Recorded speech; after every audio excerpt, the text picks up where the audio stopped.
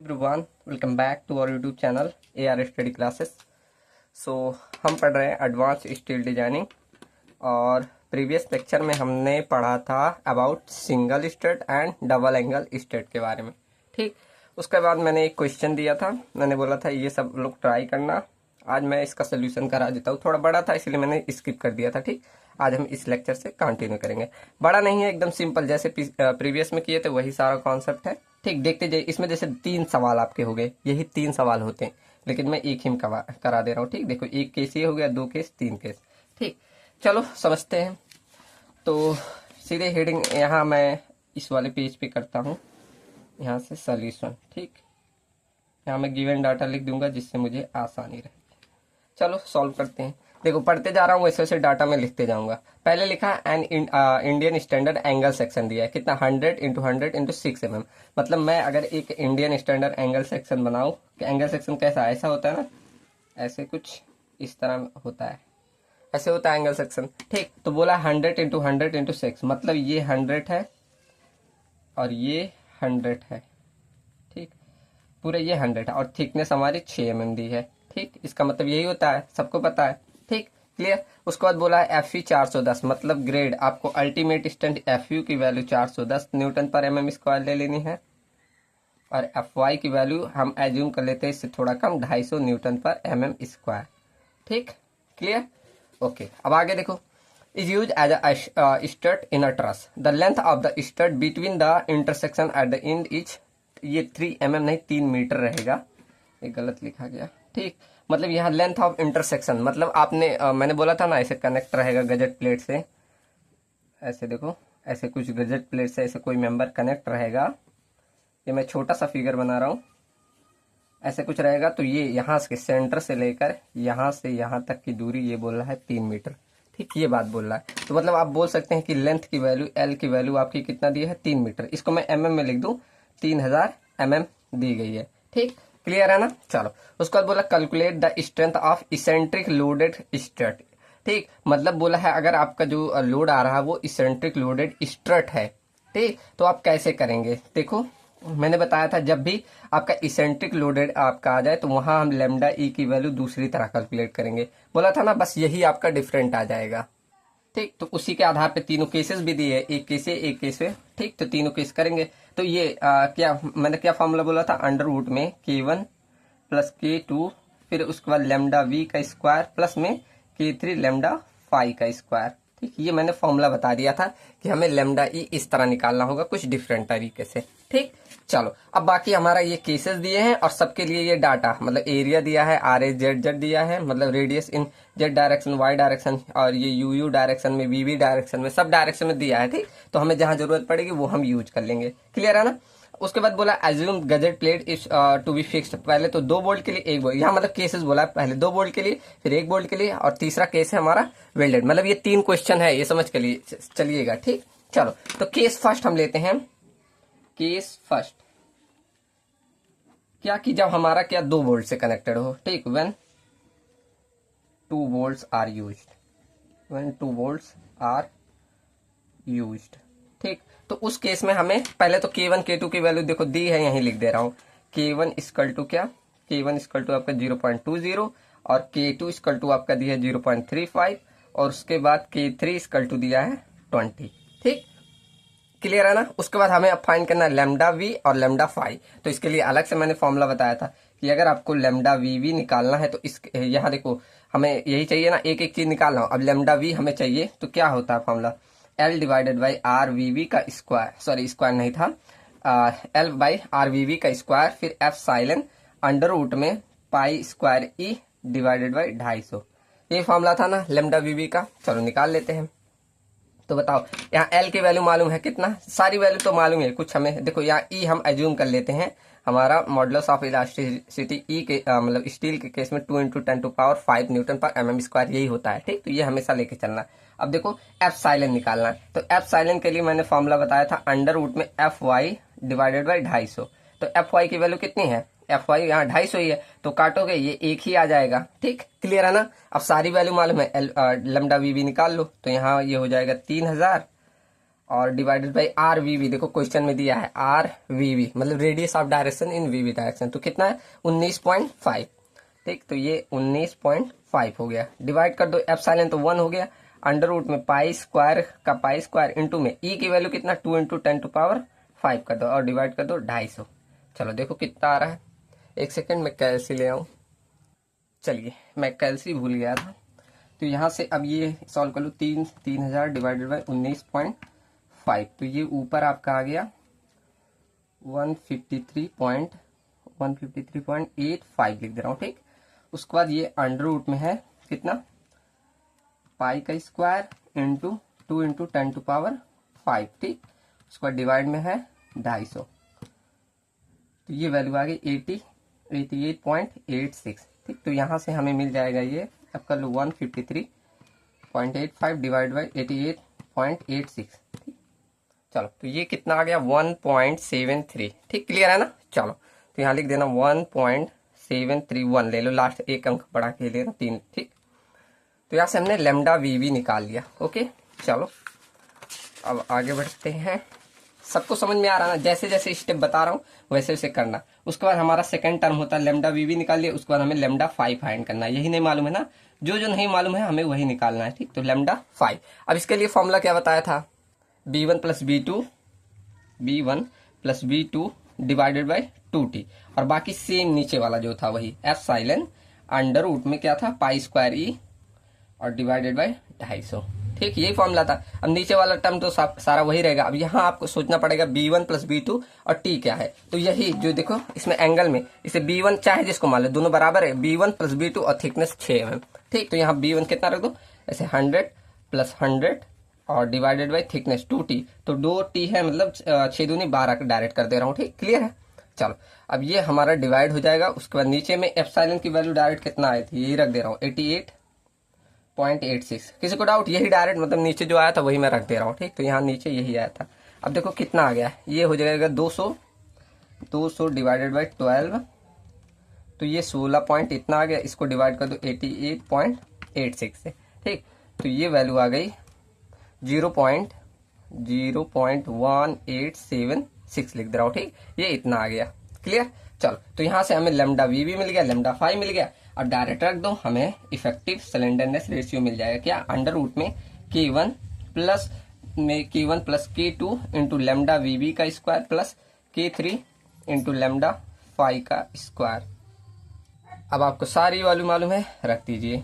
तो यहाँ पर हो जाएगा अंडर रूट में K1 की वैल्यू कितना है 0.20 और K2 की वैल्यू है 0.35 इंटू लेमडा वी की वैल्यू मालूम है हमें 1.731 का स्क्वायर प्लस K3 हमें मालूम है K3 कितना 20 है, 20 इंटू लेमडा 5 कितना है 0.1876। ठीक, अब निकाल लीजिए, आपको लेमडा ई मिल गया। ठीक, चलो यहाँ पे अंडर रूट 0.20 प्लस में 0.35 इंटू 1.731 का स्क्वायर प्लस 20 इंटू 0.1876, इसका भी स्क्वायर है ये स्क्वायर। ठीक, तो यहाँ से डायरेक्ट वैल्यू हमें मिल गई 1.397। ठीक, ये आपका कितना निकल गया इफेक्टिव सिलेंडरनेस रेशियो। ठीक, लेमडा ई की वैल्यू। क्लियर है ना। चलो अब डायरेक्ट जैसे प्रीवियस में डिजाइन करते आते थे वही करिए। अब इसके बाद हम क्या जाते थे 5 के ऊपर। ठीक, तो 5 कैसे निकालते थे 0.5 ब्रेकेट में 1 प्लस लेमडा ब्रेकेट में, उसके बाद हमारा क्या था लेमडा ई, फिर माइनस करते थे 0.20 से प्लस में लेमडा ई का स्क्वायर। ठीक, क्लियर है। चलो यहाँ रख दो। अब देखो 0.5 ब्रेकेट में 1 प्लस, और यहाँ हमारा देखो अब हमें बकलिंग क्लास लेना है।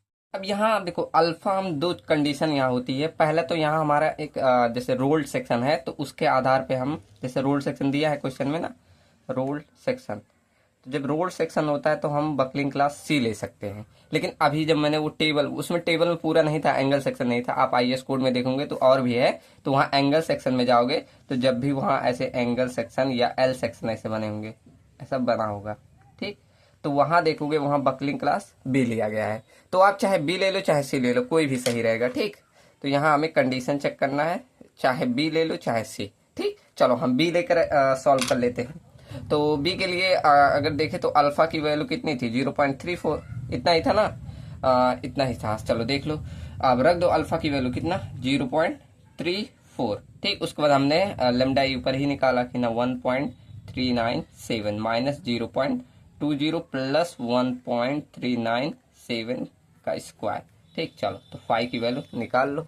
ठीक, तो यहाँ अब अल्फा की वैल्यू देखो, दोनों में से कोई भी रख सकते हो। ठीक, तो यहाँ कितना आ गया 0.5 ब्रेकेट में 1 प्लस 0.34 फिर इंटू में ब्रेकेट 1.397 माइनस का 0.20। ठीक, उसके बाद प्लस 1.397 का स्क्वायर, ये स्क्वायर। ओके, चल तो यहाँ से हमारा हो गया, ये आया 1.679। ओके, तो यहाँ से हमारे फाई की वैल्यू कितना 1.679 आया। ठीक, तो हमने यहाँ से फाई निकाल लिया। क्लियर है ना यहाँ तक?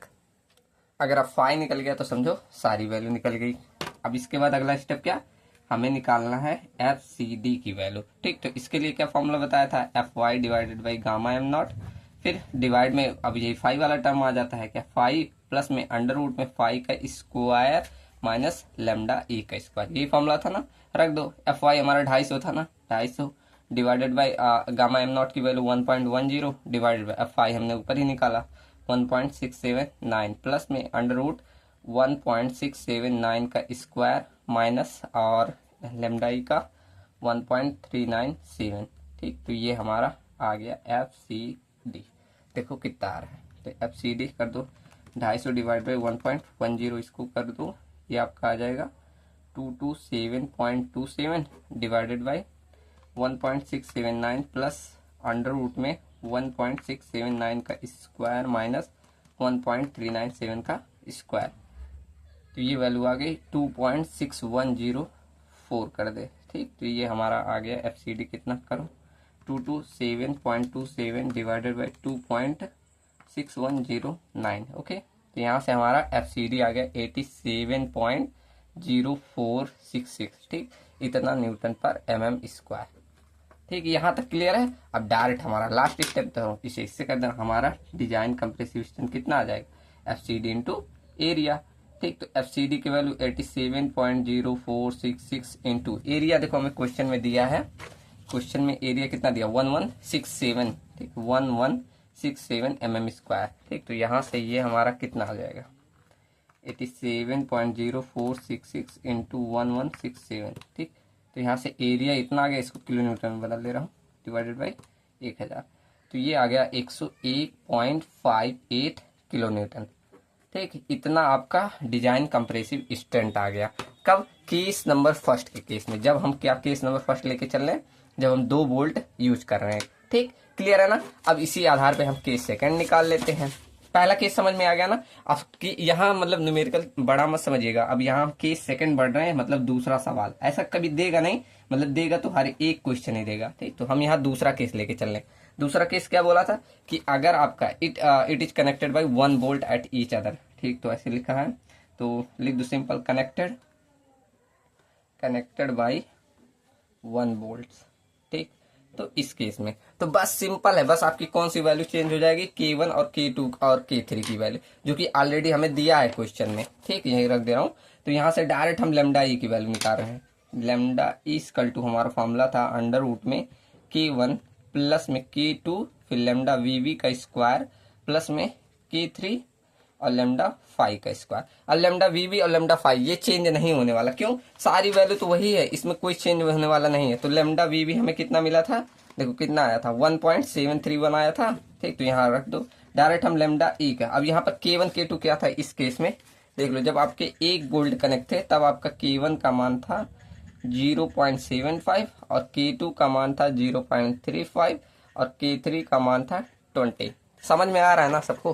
कोई टफ क्वेश्चन नहीं है, अगर आपको स्टेप सारे मालूम हो गए तो समझो क्लियर है। तो K1 रख दो कितना 0.75 प्लस K2 कितना है 0.35 और लेमडा वीवी हमने कितना निकाला था 1.731। ठीक, तो इनटू में 1.731 का स्क्वायर और K3 हमारा 20 है और लेमडा फाई हमने निकाला था 0.186776। देखो ऊपर है यहाँ।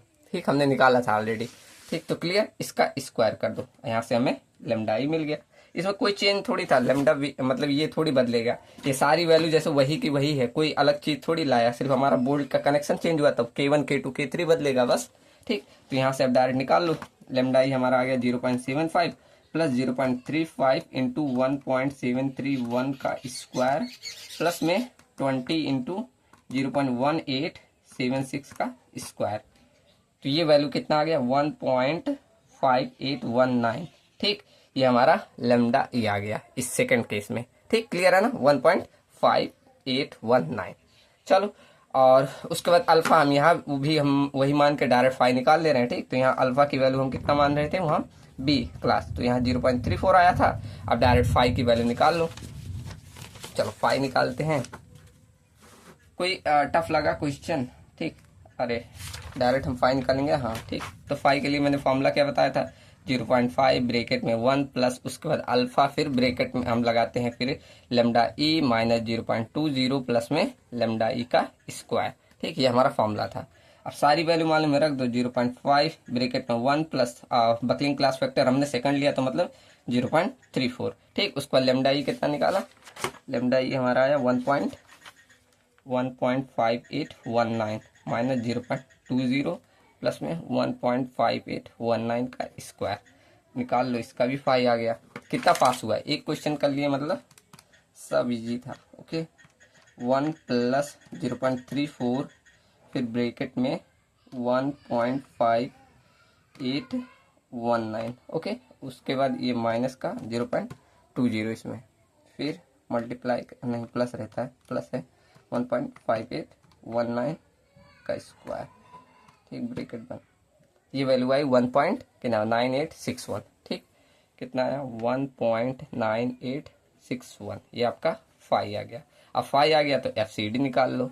ठीक, तो FCD के लिए क्या फॉर्मूला बताया था, FY divided by gamma M naught, फिर ब्रैकेट में फाई प्लस अंडर रूट में फाई का स्क्वायर माइनस लेमडा ई का स्क्वायर, ये फॉर्मूला था ना। चलो सारी वैल्यू मालूम है, रख दो। FY कितना था 250 divided by gamma M not 1.10 और डिवाइड कर दो, फाई की वैल्यू कितना आया 1.9861। ठीक, प्लस में अंडर रूट 1.9861 का स्क्वायर माइनस लेमडा ही हमने कितना निकाला था 1.5819 का स्क्वायर। ठीक, ये हमारा आ गया FCD। ठीक, चलो करो, कितना आ रहा है, ये 250 डिवाइडेड बाई 1.10 कितना आया था, ये आया था 27.27 डिवाइड, ये नीचे डायरेक्ट कर दे रहा हूँ 1.9861 प्लस में अंडर रूट 1.9861 का स्क्वायर माइनस 1.5819 का स्क्वायर। ठीक, कैलकुलेशन आप लोग चेक करते रहिएगा, मुझसे गलती भी हो सकती है। ठीक, 1.87 यहाँ कर लो, कितना आया 227.27 डिवाइडेड बाई 3.187। ठीक, तो ये हमारा FCD कितना आ गया 71.31। ठीक, इतना न्यूटन पर mm स्क्वायर, ये हमारा FCD आ गया। क्लियर, चलो अब हम निकाल लेते हैं डायरेक्ट हमारा compressive design strength case number second पे। तो डायरेक्ट हमें क्या FCD इंटू एरिया कर दो, FCD इंटू एरिया, FCD कितना है 71.31। ठीक, उसके बाद हम मल्टीप्लाई कर देंगे डायरेक्ट एरिया में, एरिया हमारा कितना आया था, वो कितना दिया था क्वेश्चन में दिया था 1167। ठीक, 1167 मल्टीप्लाई कर दो, देखो 1167 मल्टीप्लाई बाई 71.31। ठीक, ये आपका आ गया इतना, इसको डिवाइड कर दो 1000 से। ठीक, तो ये आ गया 83.22 कर दे रहा हूँ इतना किलो न्यूटन। ये आपका केस नंबर सेकंड में जब आपके 2 वोल्ट कनेक्ट है। ठीक, ये हमारा पहला केस हो गया और ये हमारा दूसरा केस हो गया। अब तीसरा केस आपको करने की जरूरत नहीं, क्यों, क्योंकि देखो जब भी आपका वेल्डेड कनेक्शन आए तो हमारा जो भी डिजाइन स्ट्रेंथ होता है वो सिमिलर टू जैसे 2 वोल्टेड कनेक्शन है ना वैसे ही होता है, मतलब जो डिजाइन कंप्रेसिव स्ट्रेंथ आएगी इस 2 वोल्ट का वही हमारा वेल्डेड का रहेगा। ठीक, तो सिमिलर आप लिख सकते हैं केस नंबर थर्ड के लिए, केस थर्ड के लिए क्या कि इन case of welding, in case of welding strength will be same, strength ऐसा ना, strength will be similar, strength will be similar to 2 volted connection, 2 volt at each connection, ठीक। ऐसे नहीं, 2 वोल्ट एट ईच कंडीशन पे, तो हमारा वही रहेगा, जो हमारा वेल्डिंग में स्ट्रेंथ है वही 2 वोल्ट का रहेगा। तो इस केस में हम कह सकते हैं पीडी बराबर कितना आया था 2 वोल्ट वाले में, आया था ये 101.58 किलो न्यूटन, ठीक। तो मतलब इसका भी इतना ही कंप्रेसिव स्ट्रेंथ रहेगा, ठीक। क्लियर ना, बस वही जैसे उसमें था, उसमें या जितना उसमें था वही हमारा वेल्डेड में आ जाएगा, ठीक। तो इसमें सॉल्व करने की आपकी जरूरत ही नहीं पड़ी, ठीक। क्लियर है ना। थोड़ा सा बड़ा क्वेश्चन लग रहा था, लेकिन देखो कितने इतने में ही सॉल्व हो गया ना। और कितना, बस कोई टफ स्टेप था नहीं ना। चलो अब आगे बढ़ते हैं, हम पढ़ेंगे अगला स्टेप। यहाँ तक क्लियर है ना। अब अगला हम स्टार्ट करें टॉपिक बुल्टअप कनेक्शन। अब बुल्टअप कनेक्शन क्या होते हैं, मैं एक बार इमेज निकाल के आप लोग को दिखा दूं, एक सेकेंड। देखो मैं डाउनलोड करके लाया हूँ, देखो ऐसे कुछ। अभी मैं फेलियर भी बताऊंगा, देखो यहाँ पर फेलियर के भी इमेजेस हैं। तो बुलटेप कनेक्शन क्या होते हैं मेनली, ऐसे दो आपने चैनल सेक्शन पढ़े, आई सेक्शन पढ़े, ये सारे सेक्शन पढ़े ना, इन सबको अगर ज्वाइन करके इन्हें लेसिंग और बैटन, हमने ये टर्म तो पढ़ा था ना। देखो लाइट बंद कर दो और अच्छे से दिखेगा। देखो लेसिंग और बैटन ये जो होते हैं इसे बोला जाता है लेसिंग्स, ठीक। दिख रहा है ना आपको, रुको लाइट तेज कर दूं। देखो ये जो आपको दिख रहा है, ये इसको इसको बोला जाता है लेसिंग्स। और ऐसे सीधे लगे होते हैं, देखो सीधे आया कि नहीं, देखो ऐसे सीधे लगे होंगे ना, इनको बोला जाता है बैटन्स। तो इन सभी की सहायता से अगर दो चैनल्स को या आपके एंगल सेक्शन को ज्वाइंट कर रहे हो तो वो आपके कहलाते हैं बोल्टअप कनेक्शन, ठीक। देखो ये सारा है आपका बोल्टअप, ये सारा फेलियर है। अभी जब फेलियर बताऊंगा तब बता दूंगा, ठीक।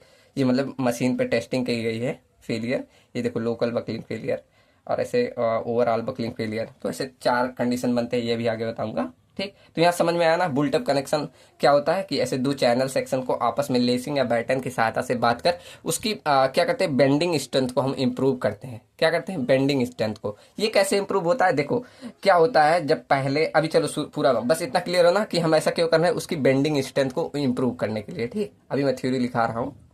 चलो पहले हेडिंग डाल लें, हेडिंग डालो बुल्टअप column.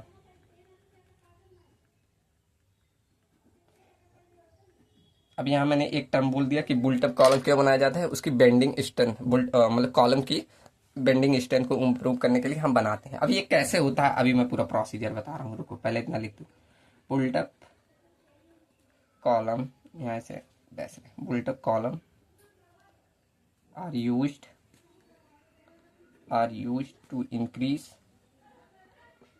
The bending strength, the bending strength of column, ठीक। कॉलम की हम बेंडिंग स्ट्रेंथ को इंप्रूव कर देते हैं। वो कैसे, देखो जब पहले आप एक चैनल सेक्शन ऐसे इस्तेमाल करते थे, देखो ये ऐसे एग्जांपल में बता रहा हूँ बस समझने के लिए। जैसे मान लो ये आपका चैनल सेक्शन था, ऐसे था ना पहले। अब देखो मैं जूम कर दो, छोटा फिगर, ये मैं एग्जांपल के थ्रू ऐसे बता रहा हूँ बस, ठीक।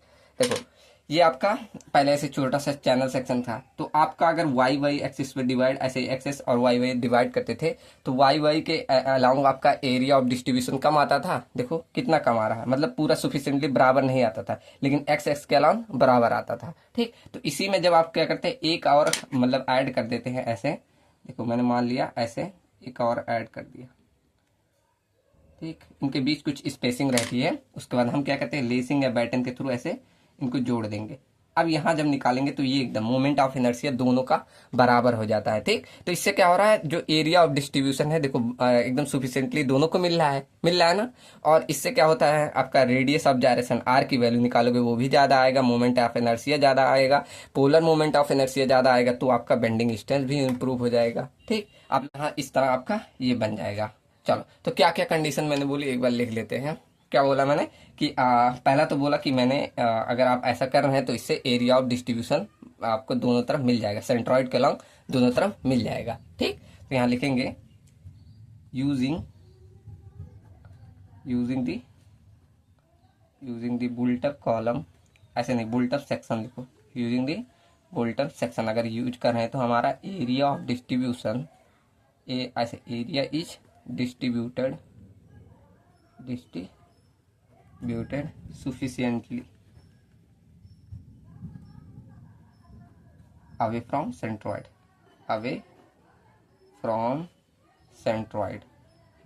ठीक, मैंने कंडीशन बना के इसके अलॉन्ग देख रहे थे तो वाई एक्सिस के अलॉन्ग नहीं हो रहा था। अब यहाँ देखो पूरा यहाँ सेंट्रॉइड इसका एकदम बीच में यहाँ बनेगा ना, तो इसके अलॉन्ग चारों की तरफ एकदम एरिया ऑफ डिस्ट्रीब्यूशन इक्वल है। ठीक, तो इससे क्या हो रहा है, इससे आपका रेडियस ऑफ जायरेशन बढ़ जाएगा। रेडियस ऑफ जायरेशन, आपके रेडियस ऑफ जायरेशन क्या होता है सबको मालूम है।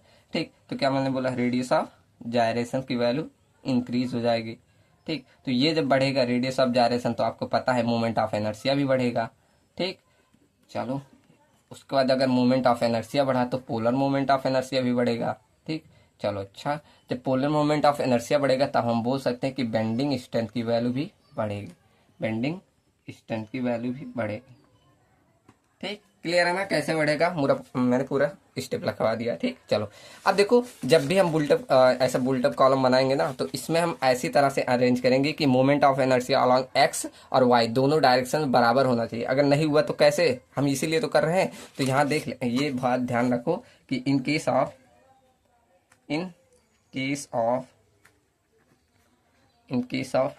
बुल्टअप कॉलम, ठीक, बुल्टअप कॉलम के केस में हम क्या सेक्शन ऐसा अरेंज कर, सेक्शन आर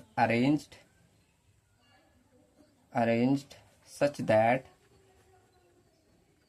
ऐसा कैसे कि मोमेंट ऑफ इनर्शिया, अभी शॉर्ट में लिखा हो एम मतलब moment of inertia about both axis, both ऐसे लिखो, बोथ क्या लिखा, moment of inertia about the both areas are same.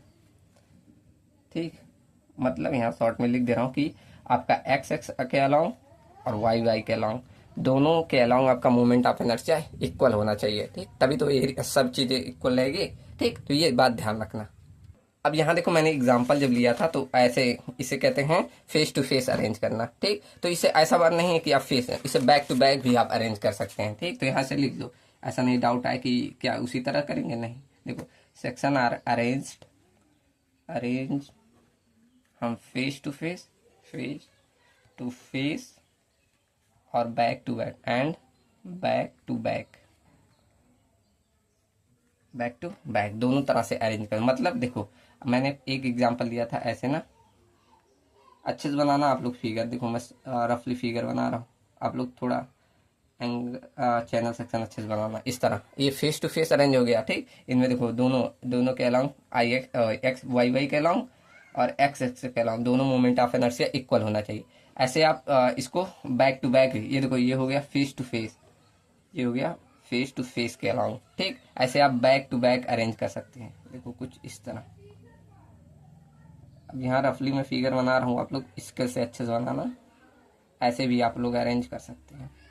ठीक, कुछ इस तरह जैसी आपकी ज़रूरत रहेगी। तो इस तरह भी आप, इसे कहते हैं बैक टू बैक, इस तरह भी आप अरेंज कर सकते हैं। क्लियर है यहाँ तक ना कि बुल्टअप सेक्शन क्यों यूज कर सकते हैं, क्या क्या इसके पॉइंट हैं। अब आपके मन में विचार आया होगा, क्या सिर्फ ये चैनल सेक्शन से ही बनते हैं? नहीं, आप दो चैनल सेक्शन से बना सकते हैं, आप आई सेक्शन का यूज कर सकते हैं, दो आई सेक्शन को, और ऐसे 4 एंगल सेक्शन को। ठीक, तो यहाँ मैं लिख दे रहा हूँ कौन कौन से प्रकार का यूज कर सकते हैं। देखो, कॉमनली यूज्ड आर, अभी मैं बना के भी दिखा दूंगा कैसे। देखो, आप दो चैनल को ऐसे अरेंज किया जैसे यहाँ दिखाया। ठीक, आप उसके बाद दो एंगल को अरेंज करके देख सकते हो। सॉरी, दो नहीं, एंगल 4 लगेंगे। अभी कैसे दिखा रहा हूँ, 2 आई सेक्शन लगेगा, 2 आई सेक्शन। ठीक, 2 आई सेक्शन, इस सेक्शन लिख लो। ठीक, तो आपका 4 एंगल सेक्शन लगेगा और 2 आई सेक्शन। ठीक, चैनल सेक्शन तो क्लियर है ना, ये चैनल को कैसे करते हैं। अब इसको हम क्या कर सकते हैं, ऐसे देखो लेसिंग या बैटन के थ्रू यहाँ ऐसे लगाएंगे। ठीक, यहाँ पर ऐसे जोड़ेंगे, देख लो यहाँ। ठीक, ऐसे करेंगे। अब देखो आई सेक्शन को कैसे, यहाँ पहले आई सेक्शन बता दे रहा हूँ। आई सेक्शन किस तरह है, सबको याद है ना, ऐसे कुछ होता है, ऐसे होता है ना आई सेक्शन। आप और बड़ा फिगर बना, चलो मैं भी और बड़ा फिगर बनाइएगा, मैं छोटा छोटा इसलिए बना रहा हूँ, यहाँ जल्दी हो जा रहा है। ठीक, तो आई सेक्शन कुछ ऐसा होता है ना, तो इसको आप कुछ इस तरह से ऐड कर सकते हैं। दो इनके बीच में कुछ स्पेसिंग होती है, ये ध्यान रखना, मैं ऐसे छोड़ नहीं रहा हूँ स्पेसिंग। अभी देखो, इसका वैल्यू भी निकालना होता है। तो ये हमारा ऐसे 2 आई सेक्शन हुए, इनको आप लेसिंग या बैटन, अब इतना ज़्यादा नहीं होता, स्पेसिंग थोड़ा सा होता है अभी आप लोग अगर एक्चुअल फिगर देखना है तो जाकर सर्च कर लेना, मैं लाया नहीं उतना इमेज। ये देखो ऐसे एक्स एक्स और वाई के लंग दोनों इक्वल होना चाहिए, ठीक। तो आपको आई सेक्शन इक्वल। अब देखो एंगल सेक्शन कैसे, जैसे एंगल आपका कैसे कुछ इस तरह होता है ना, ये कुछ ऐसा होता है ना, ऐसा आई आपका होता है एंगल सेक्शन। यहाँ देखो कुछ ऐसा,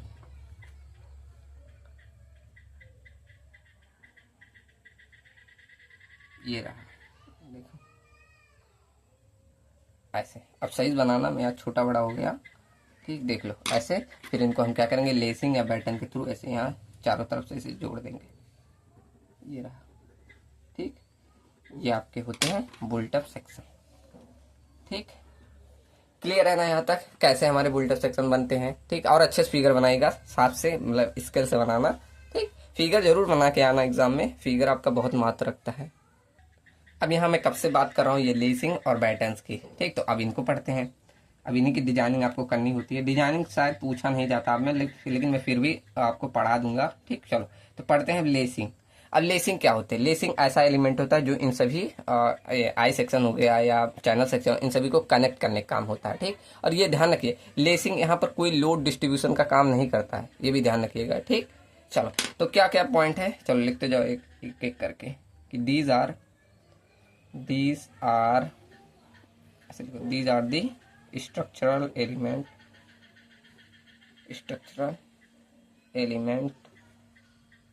these are the structural element used to connect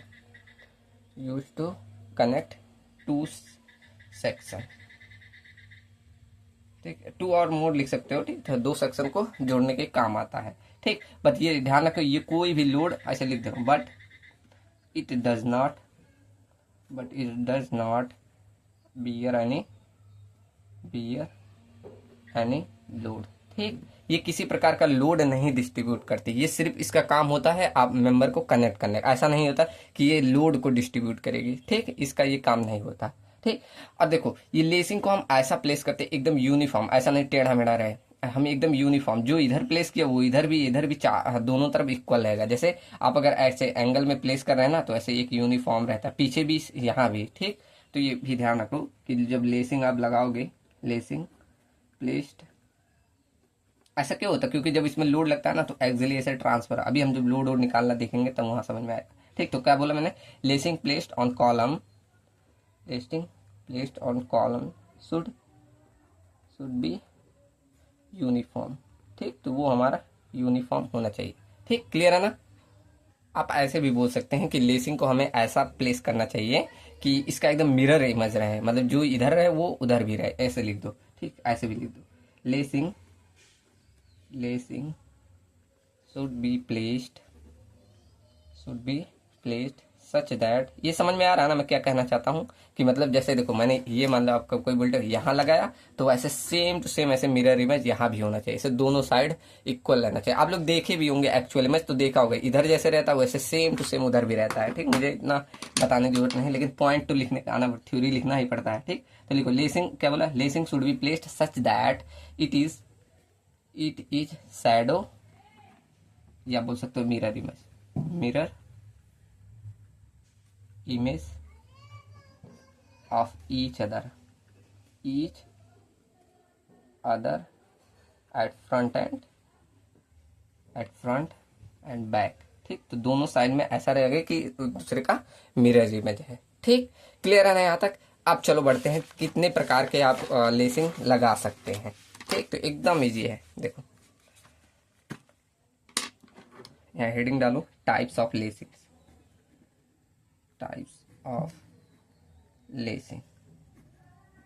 ठीक। यहाँ मैं टाइप लिखवा दे रहा हूँ, अभी मैं यहाँ साइड में इमेज बना रहा हूँ, अभी नहीं इमेज टाइम लगेगा, ठीक। चलो तो आप देखो टाइप्स कौन का, चार प्रकार के होते हैं मेनली। कौन का, पहला आपका होता है सिंगल नॉन इंटरसेक्टिंग लेसिंग। इसका मतलब क्या, अभी देखो मैं फिगर समझा दूंगा, उसके बाद सेकंड होता है, लिखते जा रहा हूँ, ठीक। देखो पहला मैंने क्या बोला, सिंगल नॉन इंटरसेक्टिंग लेसिंग, ठीक। सेकेंड टाइप आता है आपका single intersecting lacing, intersecting lacing. अब इस सब का मतलब क्या है अभी मैं बता रहा हूँ, ठीक। उसके बाद थर्ड टाइप आपका होता है, 4 प्रकार के होते हैं, डबल नॉन इंटरसेक्टिंग लेसिंग। आप लोग जो समझ रहे हैं वर्ड को वो समझ भी गए होंगे क्या मैं बोलना चाहता हूँ। वैसे आपका डी आता है double intersecting lacing, intersecting lacing, ठीक। चलो मैं एक छोटा सा इमेज बना लूँ, नहीं अभी टाइम फालतू का वेस्ट होगा।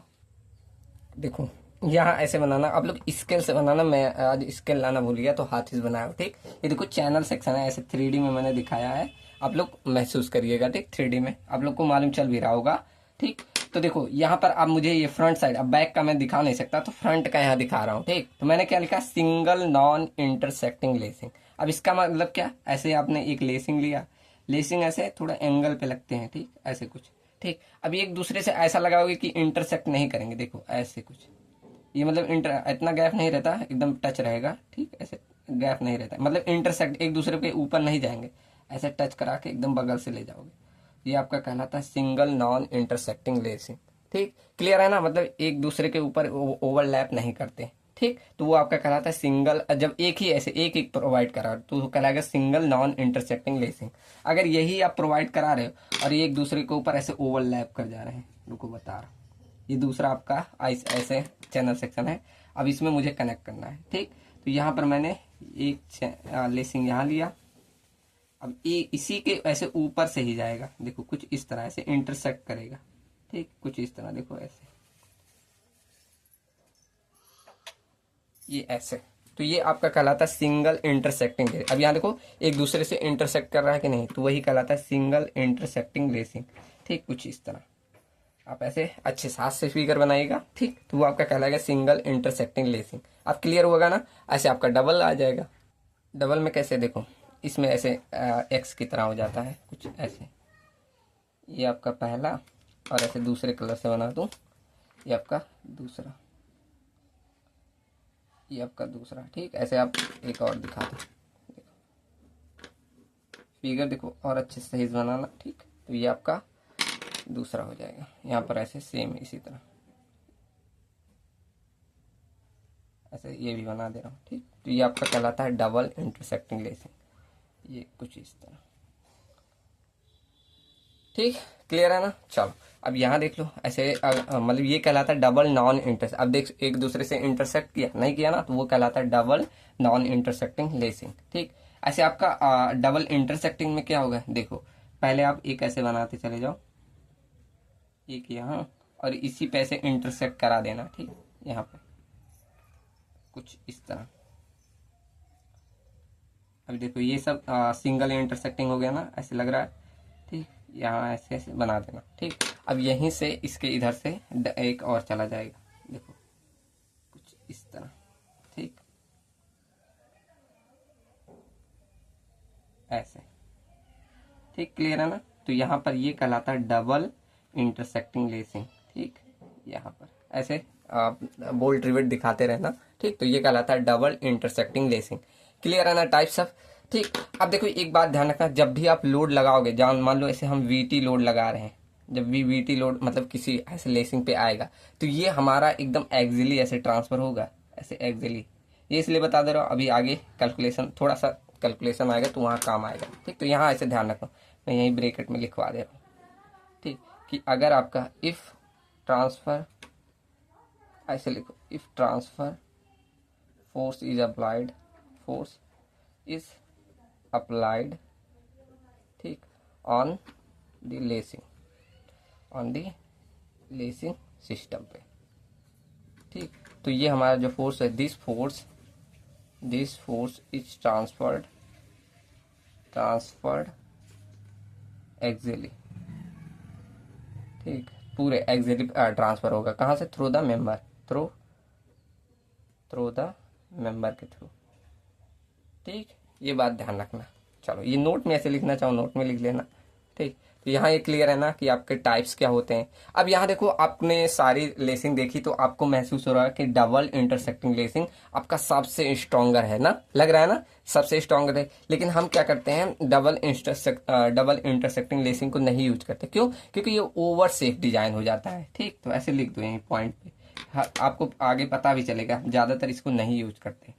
हम ओवर सेफ चाहते हैं, कभी भी स्ट्रक्चर को नहीं चाहते कि ओवर सेफ हो जाए। ठीक, तो ऐसे लिखो, वी नो दैट जो आपका double intersecting lacing system is stronger, ठीक, देन सिंगल लेसिंग के। ये आपको देख के भी पता चल रहा है। लेकिन हम क्या कहते हैं, बट हम इसे नहीं यूज करते, but we generally do not use कौन सा, do not use double lacing. ऐसा क्यों? क्योंकि ये it will be produce over safe design. ठीक, ओवर सेफ डिजाइन हो जाता है इसलिए। ठीक, तो इस रीजन से हम इसे नहीं प्रेफर करते। ओहो, दिखा नहीं, देखो क्या मैंने बोला, we know that double intersecting lacing system is stronger than the single lacing. ठीक, तो सिंगल लेसिंग से स्ट्रॉन्गर होता है, लेकिन हम इसे जनरली नहीं प्रेफर करते। क्यों? क्योंकि डबल लेसिंग जो आपका होता है, ये आपका ओवर सेफ डिजाइन प्रोड्यूस करता है। ठीक, इसीलिए हम इसको नहीं प्रेफर करते। क्लियर है ना यहाँ तक?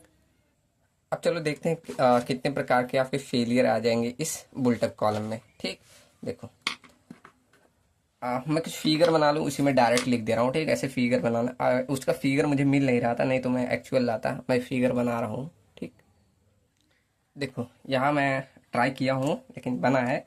देखो जैसे क्या होता है, अगर वो पूरे कॉलम सेक्शन अपनी एक्सिस से ऐसे पूरा हट जाए। ठीक, देखो ये मान लो कोई आपका बुलटअप ऐसे कॉलम था, ये इसकी पहले जो एक्सिस थी, पहले ये थी। ठीक, आपने लोड लगाया तो ये अपनी पूरी ऐसे एक्सिस से हट गई। ठीक, तो इसे बोला जाता है ओवरऑल बकलिंग। ऐसे लिख दो, इट रिप्रेजेंट्स ओवरऑल बकलिंग। ये आपका कहलाता है, ऐसे पूरी अपनी एक्सिस से पूरा ऐसे हट जाए। ठीक, तो ये आपका कहलाता है ओवरऑल बकलिंग। ठीक, अब देखो यहाँ आपने नोटिस किया ये ऐसे सीधा है, और यहाँ ऐसे बीच में देखो ये आपका जो चैनल सेक्शन था, ये ऐसे हट गया अपने एक्सिस से। ठीक, तो इसे बोला जाता है, ये रिप्रेजेंट करता है लोकल बकलिंग ऑफ कॉलम। ये आपका कॉलम का लोकल बकलिंग थी, ऐसे लिखा था। इट रिप्रेजेंट, अभी मैं लाया था इमेज, मैंने शुरू में ही दिखाया आप सबको। ठीक, तो ऐसे it represents local buckling of column. ठीक, तो ये कॉलम का लोकल बकलिंग दिखाता है। ऐसे आपका लेसिंग भी हो सकता है, जैसे लेसिंग देखो ऐसे सीधा सीधा होता है ना, तो ऐसे ये भी टेढ़ा हो सकता है। देखो यहाँ टेढ़ा दिख रहा है कुछ ना, ऐसे आपका पैराबोलिक के शेप का हो गया, तो इसे बोला जाता है ये लेसिंग में लोकल बकलिंग। ठीक, तो ये लिख दो, it represents local buckling of lacing. ठीक, तो ये लेसिंग का लोकल बकलिंग दिखाता है। ठीक, अब यहाँ देखो, यहाँ क्या हो रहा है, ऐसे देखो मैंने दिखाया है कुछ इस तरह कि ऐसे क्रस हो गया, मतलब कोई ऐसे एक्सिस लिया ना, तो यहाँ पर जैसे मान लो हमने ए एक्सिस लिया और मैं यहाँ दिखा रहा हूँ, इसे मैं मेनली बोला जाता है शियर डिफॉर्मेशन। अब ये क्या हो रहा है, अभी देखो ये ऐसे, जैसे पहले इसकी एक्सिस मान लो ऐसे चारों, ये ऐसे मान लो ऐसे चारों ये थी। ठीक, ये ऐसे चारों थी। ठीक, जब इस पर लोड आया तो क्या हो रहा है, ये ऐसे एक्सिस से ऐसे डिफॉर्म हो जा रहा है, ऐसे कुछ इस तरह, ऐसे मान लो ऐसे कुछ इस तरह ऐसे डिफॉर्म हो जा रहा है। ठीक, मतलब हट जाता है अपने एक्सिस से, तो इसे बोला जाता है शियर डिफॉर्मेशन। ठीक, तो ये क्लियर है ना, शियर डिफॉर्मेशन। और इसी शियर डिफॉर्मेशन को अवॉइड करने के लिए मैंने पीछे लिखवाया था, याद है? तो इसी में है ना, देखो मैंने लिखवाया था, effective length is increase by 5% in case of lacing, और effective length is increase by 10% in case of batten. ऐसा क्यों कर रहे हैं? इसी सीयर डिफॉर्मेशन को मतलब आए ना, इसलिए। ठीक, तो ऐसे नोट में यही लिख दूं, चलो इसी का ध्यान रखना है। ये मैं यहाँ लिख दे रहा हूँ सीयर डिफॉर्मेशन, ये मतलब यहाँ फिगर बना के लिखना आप लोग, सीयर डिफॉर्मेशन। ठीक, तो यहाँ लिखो to avoid this shear deformation, ठीक। तो इसी शियर डिफॉर्मेशन को अवॉइड करने के लिए क्या कहते हैं, एल इफेक्टिव इंक्रीज्ड बाय 5%। ठीक, किसमें, लेसिंग में, इन लेसिंग। और बैटन में कितना, 10% इन बैटन्स में। बैटन्स में भी हमारा फेलियर आता है तो उसमें हम 10% करते हैं अवॉइड। ठीक, क्लियर है ना, कितना करते हैं। चलो बढ़िया। अब इसके कुछ डिजाइन स्टेप है लेसिंग के, वो मैं लिख दूं। ठीक, इसलिए लिख दे रहा हूँ, थ्योरी है, अभी फालतू का टाइम लगेगा। ठीक, इसलिए मैं पहले थ्योरी है लिख दे रहा हूँ। अभी आप लोग एक बार पढ़ लीजिए, डिजाइन स्टेप कभी कभी पूछ लेता है। ठीक, चलो तो design steps for lacing, steps for lacing. अब क्या है, 5-6 है। चलो मैं लिख दे रहा हूँ, अभी टाइम वेस्ट होगा इसीलिए। ठीक, थ्योरी है इसलिए मैं ज़्यादा टाइम नहीं वेस्ट करना चाहता। चलो, ये डिजाइन स्टेप है। ठीक, ये पूछ लेता कभी कभी, ऐसे आपको डिजाइन भी करना अगर एक्चुअल में होगा तो ऐसे ही किया जाता है। देखो क्या है, पहला स्टेप है तो कैलकुलेट द फैक्टर लोड, जो आपको मतलब ऐसा कितना आपका मतलब जो स्ट्रक्चर बना रहे हैं उस पर कितना लोड आने वाला है, तो वो आपको पहले कैलकुलेट करना है। ठीक, पीयू। उसके बाद अज्यूम करना डिजाइन कंप्रेसिव स्ट्रेस एफसीडी की वैल्यू इन द मतलब किस रेंज में, 127 से लेकर 175 मेगा पास्कल। ठीक, इस रेंज में अज्यूम कर लेना। अब यहाँ देखो, आपको लोड मिल गया, आपको स्ट्रेस मिल गया। अब आपने फॉर्मूला पढ़ा है, stress equal to force upon area, तो आप एरिया निकाल सकते हैं। आपको लोड मालूम है, आपको स्ट्रेस मालूम है, ऐसे भेज दो इसको। ठीक, ये आपको मालूम है ना, जैसे स्ट्रेस इक्वल टू क्या होता है, फोर्स अपॉन एरिया। ठीक, तो अब हम एरिया निकाल सकते हैं। हमने फोर्स जितना, फोर्स मतलब वही लोड। ठीक, लोड कितना था हमने पीयू मान लिया, स्ट्रेस आपने एफसीडी निकाल लिया, तो एरिया आप यहाँ से निकाल सकते हैं। एरिया इक्वल टू क्या लिख सकते हैं, वही फोर्स मतलब जो आपने पीयू लोड माना, डिवाइड कर देना स्ट्रेस जो आपने एफसीडी माना, तो यहाँ से हमें एरिया मिल गया ना। अब देखो एरिया मिल गया, तो एरिया आप सेक्शन मिल गया, तो आप एरिया के अकॉर्डिंग सुटेबल जो भी सेक्शन चाहिए वो, जैसे चैनल लेना है, आई सेक्शन लेना है, एंगल सेक्शन लेना है, क्या आपको कौन सा सेक्शन लेना है वो आपको एज्यूम कर लेना है। ठीक, चलो इसी एरिया के अकॉर्डिंग, क्लियर है ना। आपने यहाँ सेक्शन मिल गया तो उसी सेक्शन के अकॉर्डिंग हम उसको अरेंज कर देंगे कि वो आई एक्सेस के अलॉन्ग और आई वाई वे के अलॉन्ग दोनों का मोमेंट ऑफ इनर्शिया इक्वल है, ऐसा अरेंज कर देना। ठीक, उसके बाद हम उसी के अकॉर्डिंग जो आपने सेक्शन लिया उसके हमें यील्ड डिस्टेंस मालूम चल जाएगा ना, तो उसके अकॉर्डिंग हम लेमडा निकाल सकते हैं। अब यहाँ ध्यान देना, लेमडा इक्वल टू आप ऐसे निकालोगे, आप L effective divided by r minimum into 1.05। ये क्यों कर रहे हैं, वही 5% इंक्रीज कर रहे हैं, किस लिए, avoid the shear deformation, avoid the shear deformation को अवॉइड करने के लिए।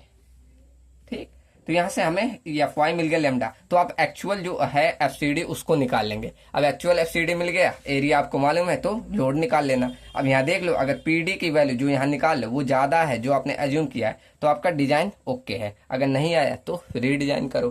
ठीक, क्लियर है ना, कैसा सातों डिजाइन स्टेप एक बार पढ़ोगे आपको भी ध्यान हो जाएगा।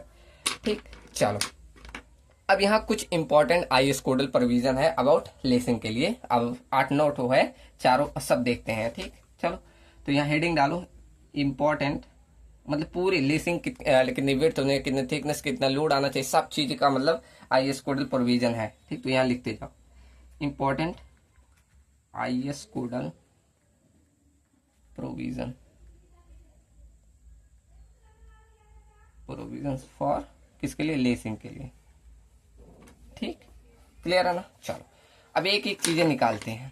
पहला दिया है, जैसे आपने लेसिंग अगर 3D में पूरा देखे कैसा होगा, कुछ ऐसा है ना, ये पूरा ऐसा है। ओहो सही बना नहीं, देखो कुछ ऐसा होगा, 3D में पूरा दिखा रहा हूँ, आप लोग को दिख भी रहा होगा। ये 3D पूरा है। ये मान लो इसकी लेंथ है, रुको, ये मान लो इसकी लेंथ है, ये मान लो इसका थिकनेस है टी, ऐसे मान लो ये इसका विड्थ बी है। ठीक, अब एक एक चीजों के लिए अब विड्थ कितना होना चाहिए, लेंथ कितना होना चाहिए, थिकनेस कितना होना चाहिए, सब चीजों के लिए आईएस कोडल प्रोविजन है। ठीक, तो ये ध्यान रखो, इसकी जो विड्थ की वैल्यू है, विड्थ ऑफ लेसिंग ये कभी ज्यादा नहीं होनी चाहिए। Lacing does not greater than 3 times of dia of, जो डाया ऑफ इसमें बनाओगे बोल्ट वो। ठीक, डाया ऑफ बोल्ट होल, सिर्फ डाया बोल्ट के। ठीक, किसके, 3 टाइम्स ऑफ डाया बोल्ट के। ठीक, क्लियर है ना।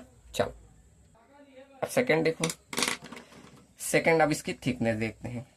अब इसकी थिकनेस जो होती है, ये दो, आप सिंगल लेसिंग लगा रहे हैं कि डबल लेसिंग, इस पे डिपेंड करता है। ठीक, तो देखो आप वो सिंगल लिख रहा हूँ, थिकनेस ऑफ लेसिंग टी, ये कितना रखना है। तो ध्यान रखो, जब आपका कौन सा सिंगल लेसिंग है तो उस पे हम लेते हैं 1/40 टाइम्स ऑफ इफेक्टिव लेंथ के। अब इफेक्टिव लेंथ क्या होता है अभी मैं बता रहा हूँ। इफेक्टिव लेंथ के LENGTH लेंथ के, ठीक। ये ध्यान रखना, ये किस केस में, हम सिंगल लेसिंग के केस में, ठीक। अगर वही डबल लेसिंग है तो उसमें थिकनेस जो होती है वो बस कर देना 1/60, ठीक, इंटू इफेक्टिव लेंथ के। अब ये केस कब होता है, जब आपका डबल लेसिंग प्रोवाइड किया गया, डबल लेसिंग, ठीक, तब आपका ये होता है। अब यहाँ आपको ये सोचने पड़ गया कि इफेक्टिव लेंथ क्या होता है। तो ध्यान रखो, ऐसे आपका ये कोई लेसिंग है। अब मान लो आपने यहाँ एक होल बनाया था, यहाँ ऐसे कनेक्ट के लिए बनाया होगा ना, तो जो आपके इसके पूरे यहाँ से ऐसे यहाँ तक की लेंथ होती है, इसे बोला जाता है इफेक्टिव लेंथ, ठीक। ये हमारा कोई लेंथ होगा, ये ऐसे करोगे ना यहाँ से यहाँ तक की, तो यही आपका एल इफेक्टिव कहलाता है, ठीक। लेकिन अगर कहीं कहीं डबल बोल्ट ऐसे प्रोवाइड किया गया तो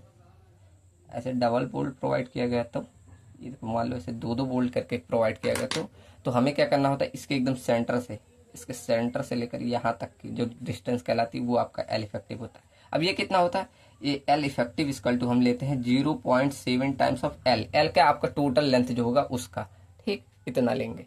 क्लियर है ना। ऐसे थर्ड केस, अगर वेल्डिंग कर दी गई हो तो, ऐसे मान लो अगर वेल्डिंग कर दी गई हो तो, ऐसे वेल्डिंग करके जोड़ी गई हो, ऐसा भी हो सकता है लेसिंग को हम वेल्डिंग करके लगा दें, ऐसा लगा दे तो यहाँ पर देखो ये वाली पूरी लेंथ आपकी इफेक्टिव लेंथ कहलाती है, एल इफेक्टिव। तो यहाँ एल इफेक्टिव यही सेम 0.70 ऑफ एल के बराबर होती है, ठीक। तो इस तरह आप थिकनेस को निकाल सकते हैं, ठीक। तो बस यही ऐसे सिंपल IS कोडर रिकमेंडेशन है, ठीक।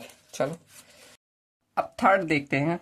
थर्ड हमारा है कि कैसे आप कॉलम को अरेंज करें हैं। ये हम ऑलरेडी बता चुके हैं कि दोनों का मोमेंट ऑफ इनर्शिया इक्वल रहना चाहिए, तो इससे एक टर्म निकल के आएगा, ठीक। क्या, अरेंजमेंट ऑफ कॉलम, इसे कैसे करना है, ठीक। तो मैंने ऑलरेडी बताया है कि कॉलम को हमें ऐसे अरेंज करना है कि उसका एक्स और वाई के along moment of inertia equal आना चाहिए, ठीक। तो एक बार भी लिख भी दे रहा हूं, column will be arranged such that moment of inertia about both the axis is same, ठीक। तो दोनों एक्सिस के अलोंग सेम रहना चाहिए, मतलब कि आप आई एक्सिस के अलोंग निकालें और आई वाई के अलोंग, तो दोनों के अलोंग सेम आना चाहिए, ठीक। अब इससे क्या मतलब ऐसा क्यों लिखा, देखो इससे एक चीज हम निकालेंगे, अगर हम फेस टू फेस अरेंज करें, फेस टू फेस, और ऐसे हम बैक टू बैक, तो उससे हम इनके बीच की स्पेसिंग निकाल सकते हैं। कैसे, अभी देखो, पहले मैं बना दो फिगर फेस टू फेस का। देखो ये हमारा फेस टू फेस, ये देखो थोड़ा सा गलत बन गया, समझना, ये ऐसे है, ठीक। ये चैनल सेक्शन है, ये मैंने फेस टू फेस अरेंज किया, ये बैक टू बैक। अब इनका मैंने बोला, एक टर्म बोला कि आई एक्सेस के लॉन्ग और आई वाई के long moment of inertia equal होना चाहिए, ठीक। मतलब आप इसको ऐसे डिवाइड करें, देखो ये आपकी कौन सी एक्सिस हो गई, ये वाई एक्सिस हो गई, ये आपकी एक्स एक्सिस हो गई, ठीक। ऐसे सिमिलर हम इसमें देख लेंगे, देखो ये इसका करें और ये इसका, ठीक। ये आपकी एक्स एक्सिस और ये वाई एक्सिस, ठीक। क्लियर है ना। अब देखो इनके बीच की यहाँ से ये जो फेस है ना, इसका ये वाला पार्ट, यहाँ से लेके यहाँ तक के पार्ट को हम बोलते हैं स्पेसिंग एस, ठीक। जब ये ऐसा रहे, ये वाले यहाँ से ऐसे किनारे वाले ऐसे सेम इसमें लोगे ना, तो यही वाला पार्ट लेना है, तो इसमें ये वाला पार्ट स्पेसिंग हो जाएगी ये दोनों का, ठीक। तो ये आपकी स्पेसिंग एस हो जाएगी, ठीक। क्लियर है ना यहाँ तक। चलो अब देखो, अगर पहले देखा जाए, पहले जब ऐसे एक चैनल सेक्शन था तो उसका सेंटर कहाँ, ऐसे इसके बीच में कहीं आ रहा था। अभी तो ये पूरा ये वाला इसका सेंटर हो गया ना, जब पूरा हम बुलटअप बना रहे। इससे पहले कहाँ आ रहा था, कुछ यहाँ इसका था ना, ऐसे एक का अगर हम देखें तो यहाँ ऐसे था ना, मतलब यहाँ मैं वाई डैश अगर दिखाऊं, अब ये मैं क्या कर रहा हूँ अभी आपको समझ में आएगा। देखो अगर मैं पहले देखूँ तो वाई डैश ऐसे कुछ यहाँ था ना, ऐसे सिमिलरली इसमें भी देखोगे तो ऐसे कुछ था, ठीक। ये बोल दे रहा हूँ मैं वाई डैश, प्रीवियस में क्या था, ठीक, ऐसा क्यों कर रहा हूँ, इसमें पैरेलल एक्सिस थ्योरम लग जाती है इसीलिए। ठीक, तो ये हमारा प्रीवियस में था। तो अब अगर मैं पूछूं इनके बीच की यहाँ से लेकर इस फेस से लेकर यहाँ तक की डिस्टेंस कितनी होगी, तो मैं कुछ नेमिंग कर दे रहा हूँ इसका। चलो दूसरे पेन से रख दूँ, बस ध्यान रखो क्या टर्म, यहाँ से इसके फेस से लेकर ये जो प्रीवियस वाला सेंटर था, चलो इसे बोल दे रहे हैं C Y Y, centre of Y Y axis. ठीक, एक चैनल सेक्शन का। सिमिलरली इसे भी वही बोल दो, ये हमारा सी वाई वाई हो गया। ठीक, क्लियर है ना। ऐसे सेम इसमें भी देख लो, समझ में आ रहा है ना। मैं प्रीवियस जब मतलब एक चैनल था उसका सेंटर देख रहा हूँ, ऐसे इसका देखोगे, इसका तो ये कुछ यहाँ से देखो फेस से ही लिया जाता है, ये यहाँ से यहाँ तक, फिर सिमिलरली ऐसे इसका मान लो यहाँ ऐसे वाई डैश मतलब ये एक चैनल सेक्शन का देख रहा हूँ वाई डैश। ठीक, तो इसमें डिस्टेंस बताओ, इसमें यहाँ से यहाँ तक का डिस्टेंस हो जाएगा, ये भी सी वाई वाई बोल दे रहा हूँ, एक ही नाम बोल रहा हूँ। ठीक, ये भी सी वाई वाई डिस्टेंस हो गया। ठीक, क्लियर ना। अब मैं पूछूं आपसे कि इतनी डिस्टेंस कितना होगा, तो जैसे देखो मुझे पूरी डिस्टेंस ये मालूम है, यहाँ तक की डिस्टेंस ये मालूम है, अब ये बीच वाली इतनी डिस्टेंस बची ना, तो इतना अगर ज्ञात करना है तो क्या हो जाएगा आपको, देखो पूरा इतना कितना, आधा S/2 हो जाएगा। S/2 में से इतना घटा दो। ठीक, मतलब S/2 minus C Y Y. ठीक, ऐसे सेम इधर भी हो जाएगा, S/2 minus C Y Y. ठीक, क्लियर ना। चलो यहां तक सबको समझ में आया। अब निकालते हैं मोमेंट ऑफ इनर्शिया।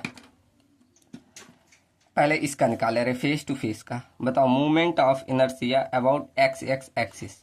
अब देखो एक्स एक्स एक्सिस का लॉन्ग मतलब एक ए एक्सिस हो जाएगी, एक ये मतलब ऐसे लिख सकते हैं I X X axis along into 2 कर दे रहा। ओहो, ऐसे 2 इंटू moment of inertia of I X X. ठीक, मतलब एक्स के अलॉन्ग एक बार यहाँ एक बार यहाँ निकाल लेना। अब सिमिलरली इसे हम एज अ रेक्टेंगुलर लेके चलेंगे तो BH³/12 आप निकाल सकते हैं। ठीक, सेम ऐसे मैं निकालू अगर moment of inertia about Y Y axis के। ठीक, तो ये देखो ये 2 टाइम्स होगा। अब इसमें पैरेलल एक्सिस थ्योरम लग जाती है, क्यों, देखो वाई एक्सिस के अलॉन्ग देखोगे, इसके अलॉन्ग, तो यहाँ पर एक एक्सिस जा रही है तब ये, तो जब ऐसा बनता है तो यहाँ हम पैरेलल एक्सिस थ्योरम लगा देते हैं। ठीक, तो ऐसा क्या होगा, मतलब एक बार इसका मोमेंट ऑफ इनर्शिया कैसे होता है, आई जी जी प्लस ए आर स्क्वायर ना, तो ऐसे आई वाई वाई प्लस एरिया ले लोगे। ठीक, ऐसे वो आई वाई, एक बार वाई लिख देना, एक बार वाई डैश लिख देना, फिर एरिया ले लेना इसका, फिर उसके बाद यहाँ से सेंटर से इसकी दूरी कितनी है, देखो S/2 minus C Y Y. ठीक, ये आपका फिर ए आर स्क्वायर होता है ना, ऐसे पढ़ा होगा आपने, I G plus A R square. R क्या होता है, रेडियस ऑफ, जहाँ परपेंडिकुलर रेडियस होता है ना, तो यहाँ से परपेंडिकुलर डिस्टेंस क्या है, S-2/CYY। तो यही है ना, तो इसका S/2 माइनस CYY का स्क्वायर कर दिया। ठीक, यहाँ से हमें वाई वाई के अलॉन्ग मोमेंट ऑफ इनर्शिया मिल गया। क्लियर है ना। चलो अब अब हमने क्या ऊपर बोला कि आई एक्स एक्स और आई वाई वाई दोनों इक्वल है, तो मतलब इक्वल कर दो अकॉर्डिंग टू, ऐसे लिख सकते हो अकॉर्डिंग टू स्टेटमेंट के अकॉर्डिंग हम क्या कर सकते हैं, 2 into I X X equal to 2 into I Y Y dash plus area by S/2 minus C Y Y का स्क्वायर। ठीक, अब यहाँ से इस 2 को 2 से काट दो, इस 2 को 2 से काट दो। ठीक, अब यहाँ देखो सारा टर्म आपको मालूम रहेगा, बस ये आपको स्पेसिंग अगर निकालना होगा तो ये सारी वैल्यू मतलब मोमेंट ऑफ इनर्शिया निकाल के एस की और एरिया निकाल के सी वाई वाई ऑलरेडी आप निकाल सकते हैं फिगर से। ठीक, तो वहां से हम स्पेसिंग कैलकुलेट कर लेते हैं। यहाँ से मतलब मेन हमारा कहना था हम एस की वैल्यू कैलकुलेट करते हैं। ठीक, तो यहाँ से हम लिख दो एस कैन बी कैलकुलेटेड। ठीक, ये आपको क्वेश्चन में करना है, अगर नहीं आए ऐसे डायरेक्ट रख देना कैलकुलेटेड। ठीक, तो यहां से हम s की वैल्यू कैलकुलेट कर लेंगे, मतलब इनके बीच की स्पेसिंग कितनी रखनी है, यही स्पेसिंग ध्यान रखने के लिए। ठीक, तो s यहां से हम निकाल सकते हैं। ऐसे सिमिलर जब फेस टू फेस अरेंज करोगे, ठीक, तो उसमें भी हमें दोनों साइड का मोमेंट ऑफ इनर्शिया ले लेना है। जैसे देखो मोमेंट ऑफ, दूसरे पेन से लिख दे रहा हूँ इसको, चलो इसको ब्लैक से कर देना, moment of inertia about x X axis. ठीक, तो ये भी बस हो जाएगा। देखो एक्स एक्स के अलॉन्ग एक बार ये वाली एक्सिस, एक बार ये, मतलब 2 time of I X X, ये हो जाएगा। ठीक, क्लियर।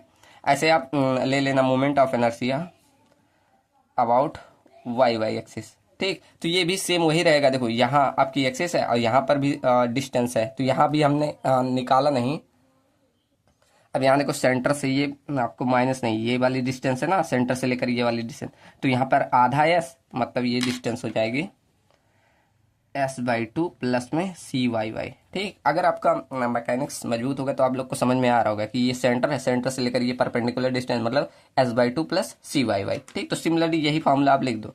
YY के अलावा क्या है, 2 इंटू IYY डैश प्लस में एरिया इंटू में S/2 माइनस CYY का होल स्क्वायर। ठीक, अब अकॉर्डिंग टू स्टेटमेंट दोनों को इक्वल कर लो। ठीक, अकॉर्डिंग टू, बस यहाँ क्या हो जाता है, ओहो सॉरी, ये प्लस हो जाएगा। ठीक, यहाँ पर देखो इसको घटाना थोड़ी, यही यहाँ क्या था, दूर था तो यहाँ से घटाना पड़ा था इसको, इसमें यहाँ प्लस हो जाएगा बस। ठीक, क्लियर है ना। चलो, तो यहाँ से अकॉर्डिंग टू स्टेटमेंट हमारा क्या हो जाएगा, दोनों इक्वल कर दो। तो ऐसे देखो एक लाइन खींचूँ यहाँ पर, 2 इंटू IXX इक्वल टू क्या हो जाएगा, 2 into IYY plus area Y S/2 plus CYY का होल स्क्वायर। ठीक, तो यहाँ से 2 से 2 कट कर देना, उसके बाद IXS IY एरिया ये सब निकाल लेना, और इससे हमारा मेन एम है ये स्पेसिंग निकालना। तो यहाँ से भी हम स्पेसिंग कैलकुलेट कर लेंगे। S can be calculated, can be calculated. ठीक, क्लियर है ना। इस अरेंजमेंट की वजह से हम क्या स्पेसिंग को निकाल पा रहे हैं। ठीक, चलो आगे बढ़ते हैं। अब अगला जंक्शन पढ़ाने से पहले मैं एक फिगर बना दूं। ठीक, फिगर बना दूं छोटा सा। चलो, ये फिगर आपको दिख रहा होगा।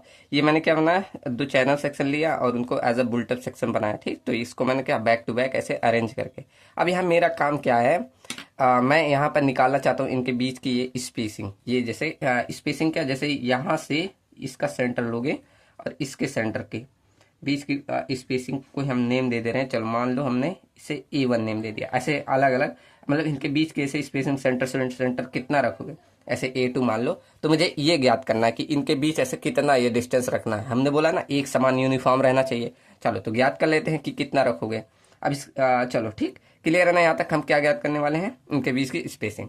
चलो अच्छा, अब इसका मतलब यहाँ देखो, यहाँ ऐसे से मतलब कुछ टिल्ट रहता है। तो मान लो यहाँ एक मैं लाइन खींचूं, ऐसे लाइन खींचूं और ये परपेंडिकुलर मिला दूं। ठीक, तो ये वाली डिस्टेंस आधी मिलेगी, मतलब ये वाला डिस्टेंस आपको A/2 मिलेगा। मतलब A1 नाम दिए हो तो A1/2 मिलेगा। मिलेगा, दिख रहा है ना आप लोग को, बहुत छोटा लिख रहा हूँ, A1/2 मिलेगा। मिलेगा, चलो मान लो ये कुछ थीटा एंगल यहाँ हमें मिला। ठीक, ये हमने थीटा एंगल मान लिया। ठीक, अब मैंने बोला था कुछ ऐसे अगर फोर्स लगेगा, ऐसे इस पर फोर्स लगेगा, दूसरे पेन से दिखाऊं, ऐसे इस पे कोई फोर्स लगेगा VT, अगर मान VT ही माना था मेरे ख्याल से। ठीक, तो VT अगर इसमें फोर्स लगेगा तो ये पूरा एक्सियली ऐसे ट्रांसफर होगा, होगा ना। चलो यहाँ से क्लियर है। अगर मैं इसी का जो पूरा यहाँ छोटा सा ऐसे ट्रायंगल बनाया हूँ, यहाँ पर बनाऊँ मैं, ऐसे मैं ये ट्रायंगल बनाऊँ यहाँ पर, देखो ये मैंने नाम दिया है A1/2 दिया है, ये मैंने थीटा एंगल दी है। ठीक, चलो यहाँ तक क्लियर है ना। अब देखो ये जो डिस्टेंस है, जैसे ये वाली बीच की ये वाली डिस्टेंस को मैंने क्या बोला था, स्पेसिंग, जिसे S बोला था ना। चलो अब देखो ये जितनी ये बाहर है, ये जितनी डिस्टेंस बाहर है, इसे बोला जाता है गेज डिस्टेंस, स्मॉल g। ठीक, स्मॉल g, ये जितना ये वाला साइड मतलब इधर स्पेसिंग के इधर बचा, यहाँ से लेकर यहाँ तक की, और इस साइड भी यहाँ से लेकर यहाँ तक की, मतलब इसे बोला जाता है गेज। मतलब इतना अगर मैं डिस्टेंस काउंट करूँ यहाँ से यहाँ तक, तो S प्लस G मतलब ये वाली डिस्टेंस हो जाएगा S+2G। किसी को दिक्कत यहाँ तक, ये वाली सीधी पूरी डिस्टेंस यही तो होगी। ठीक, ओके, चलो बढ़िया। अब यहाँ से हम अगर लगा दें, हमें क्या चाहिए, यही ये वाला A1 की वैल्यू चाहिए। ठीक, तो ये थीटा के सामने की भुजा क्या होती है, लंब, और ये आधार हो गया, ये कर्ड हो गया। अगर मैं यहाँ लगा दूँ tan थीटा, ठीक, तो आपको सबको मालूम है tan इक्वल टू क्या, ये आपको मालूम है लाल बटे कक्का। और भी ट्रिक होता है, जैसे इंग्लिश वालों का दूसरा कुछ होता है। ठीक, तो ये हमारा लास्ट टर्म ले लो L/A। ठीक, तो लंब बटे आधार ले लेते हैं। लंब क्या है यहाँ पर S+2G ले लेंगे, और आधार हमारा A1/2 हो जाएगा। ठीक, अब हमें ज्ञात क्या करना है, इसी A1 को इधर भेज दो। देखो ये इधर भी आ गया A1/2। ठीक, इधर भेज दिया, और ये S+2G इधर, और ये tan थीटा इसके नीचे चला जाएगा। ठीक, अब tan थीटा यहाँ देखो A1/2, इसे A1 को इधर भेज दो, ऐसे कुछ सॉल्व कर दो। हमें A1 ही चाहिए सिर्फ, तो A1 को इधर भेज दो, इधर जाएगा मल्टीप्लाई हो जाएगा, मतलब 2 इंटू S+2G, और tan को ऊपर भेज दो। tan को कन्वर्ट करोगे तो ये cot थीटा में हो जाएगा। ठीक, अब मालूम है ना, tan को ऊपर भेजेंगे उल्टा करोगे तो cot में हो जाता है। तो यहाँ से हमें a1 का फॉर्मूला मिल गया, क्या a1 इक्वल टू 2 ब्रैकेट में s plus 2g into cot theta. ये आपका आ जाएगा फॉर्मूला। ठीक, कितना इजी था, कोई इजी, आप ऐसे ध्यान भी रख सकते हैं। तो ये आप बोल सकते हैं ये क्या होता है, स्पेसिंग बिटवीन दी लेसिंग। ठीक, क्लियर है ना। चलो, अब यहाँ मैंने दो टर्म लिखा, ये गेज लिखा और एक यहाँ थीटा लिखा, इसके बारे में मैंने कुछ बताया नहीं। ठीक, तो यही यहाँ नोट पॉइंट पे लिखवा दूँ अलग से, ये नोट कर लेना आप लोग। ठीक, पहला नोट पॉइंट है कि जो गेज की वैल्यू है, जी की वैल्यू, वो कभी भी विड्थ ऑफ फ्लैंज से ज़्यादा नहीं होना चाहिए। ठीक, अगर आपको गेज की वैल्यू नहीं दी गई है तो वहाँ गेज की वैल्यू आप 50 mm एज्यूम कर लेना। ठीक, अडॉप्ट कर लेना। कब, जब आपको कोई वैल्यू नहीं, मतलब गेज की वैल्यू नहीं दी गई है क्वेश्चन में। If not given in question. ठीक, ये तो पहला टर्म हो गया गेज के बारे में। ठीक, कि गेज की वैल्यू विड्थ ऑफ फ्लैंज से ज्यादा नहीं होनी चाहिए। अगर गेज आपका नहीं दिया है तो वहां 50 mm अडॉप्ट कर लेना। ठीक, और आपका आता है एक यहाँ थीटा। अब थीटा आपके मन में विचार होगा ये कितना, मतलब यहाँ एंगल कितने पे प्रोवाइड करेंगे, ये आप लोग ने अगर सोचा होगा तो अच्छी बात है। चलो यहाँ पांचवा इसे लिख दे रहे हैं कि एंगल आप कितना देंगे। ठीक, यहाँ से पांचवा पॉइंट लिख लो इसको कि एंगल ऑफ इंक्लिनेशन। समझ में आ रहा है ना सबको, बताना जरूर। Angle of inclination of lacing lies in the range of कितना, ये ध्यान रखना, 40 डिग्री से लेकर 70 डिग्री तक। ठीक, मतलब आप कह सकते हैं मिनिमम आपको कितना, 40 डिग्री तक और मैक्सिमम 70 डिग्री तक प्रोवाइड कर देंगे। ठीक, क्लियर ना। अगर आपको क्वेश्चन में नहीं दिया है तो आप यही अडॉप्ट कर लेना। ठीक, इफ नॉट गिवन अडॉप्ट कितना, 40 डिग्री। ठीक, तो आप 40 डिग्री अडॉप्ट कर लेना। दिख रहा है ना सबको। चलो, तो एंगल ऑफ इंक्लिनेशन कितना, 40 से 70 डिग्री के बीच में आपको रखना है। यहाँ तक सबको क्लियर है। अब चलो अगला हम उसी ट्रायंगल को फिर से एक बार बना रहे हैं। उससे हम अभी बहुत चीजें निकाल सकते हैं। जैसे ये मेरा ट्रायंगल ऐसे कुछ था ना, ऐसे था। ठीक, और इसमें मैंने बोला था ये वाली वैल्यू क्या, a1/2 और ये वाली वैल्यू कितना, s प्लस 2g थी। और ये वाली डिस्टेंस, ये इंक्लाइंड डिस्टेंस लेसिंग था ना, ये वाला, ये देखो, ये इंक्लाइंड डिस्टेंस क्या था, ये लेसिंग का लेंथ था ना। तो यहाँ लेसिंग का लेंथ l लिख दे सकते हैं। तो यहाँ लेसिंग का लेंथ l लिख दे रहा हूँ। ठीक, क्लियर ना। चलो, अब यहाँ से हम क्या, ये लेसिंग कितना रखना है ये हम निकाल सकते हैं। जैसे ये मान लो ये थीटा था, अब यहाँ क्या लगा दे, जैसे आपको ये लाल बटे का मालूम है ना, अगर मैं क्या लगा दूं कि ये वाली आपकी वैल्यू है। ठीक, तो मैं क्या लगा दूं, चलो साइन लगा दे रहे हैं। ठीक, तो साइन लगाओ, यहाँ लिख सकते हो लेंथ ऑफ लेसिंग, मतलब ये एल की वैल्यू। इसे कैसे निकाल सकते हो, अगर मैं लगाऊं साइन थीटा, तो साइन थीटा इक्वल टू क्या होता है, थीटा के सामने की भुजा, ये थीटा के सामने की भुजा क्या होती है, कर्ण, और ये आधार और ये लंब हो गया। ठीक, चलो सॉरी उल्टा बोल दिया। देखो ये लाल बटे कक्का यही होता है ना। तो थीटा के सामने की भुजा लंब होती है, तो यहाँ पर हमारा हो गया s प्लस 2g, ये लंब हो गया, और कर्ण हमारा ये आधार हो गया, ये कर्ण। तो ये आधार हमारा क्या, सॉरी कर्ण हमारा l हो गया। ठीक, अब यहाँ से हम निकालो, इसी l की वैल्यू चाहिए। ठीक, तो इधर इसको इधर भेजो, और ये हमारा हो गया s plus 2g divided by sine theta. ठीक, अब बताओ जब साइन को उल्टा भेजते तो क्या होता है, कॉसेक होता है। ठीक, आपको ट्रिग्नोमेट्री याद है ना, तो यहाँ पर ये कॉसेक थीटा हो गया। ठीक, तो यहाँ से हमने लेंथ ऑफ लेसिंग की वैल्यू निकाल ली। ठीक, यहाँ तक क्लियर। चलो, अब इसके बाद अजम्पशन देखो, सातवां हमने एक फेलियर देखा था, याद है आपको, मैंने ऐसे फेलियर बताया था कि कुछ इस तरह एक, देखो पहले यह बना दूं, ऐसे आपका था, ऐसे कनेक्ट था कुछ, फिर यहाँ एक ऐसे आपका चैनल का सेक्शन ऐसे बकल कर जा रहा था। ठीक, फिर ऐसे मैंने बोला था ना, तो ये हमारा क्या हो जा रहा था, लोकल बकलिंग आ जा रहा था। ठीक, मतलब किसी एक कंपोनेंट में ऐसे बकल कर जा रहा था, उसे हमने लोकल बकलिंग नाम दिया था ना। तो इसको प्रिवेंट करने के लिए आई स्कूल ने क्या रिकमेंड दी कि इस एक कंपोनेंट का अगर आप सिलेंडरनेस रेशियो निकालेंगे, लेमडा, देखो लेमडा ऑफ किसी कंपोनेंट का ऐसे चेक करोगे, कंपोनेंट, तो वो वैल्यू ज़्यादा नहीं होना चाहिए, does not greater then 0.7 times of lambda of किसका, पूरे होल सेक्शन का, फिर पूरे होल सेक्शन का।